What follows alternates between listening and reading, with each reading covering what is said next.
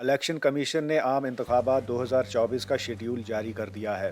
Election commission کے مطابق عام انتخابات کے لیے پولنگ 8 فروری 2024 کو ہوگی۔ شیڈیول کے مطابق 20 سے 22 دسمبر تک امیدوار کاغذات نامزدگی جمع کرا سکیں گے اور 24 دسمبر سے 30 دسمبر تک کاغذات نامزدگی کی جانچ پڑتال ہوگی۔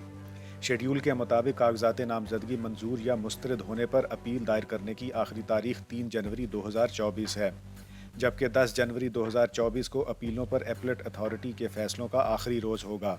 انتخابی شیڈیول کے مطابق امیدواروں کی حتمی فہرست 11 جنوری کو جاری کی جائے گی اور کاغذات نامزدگی واپس لینے کی آخری تاریخ 12 جنوری 2024 ہوگی۔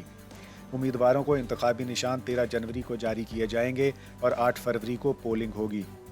دوسری جانب الیکشن کمیشن نے آر اوز اور ڈی آر اوز کی ٹریننگ بحال کر دی ہے اور یہ فیصلہ سپریم کورٹ کے فیصلے کی روشنی میں کیا گیا ہے۔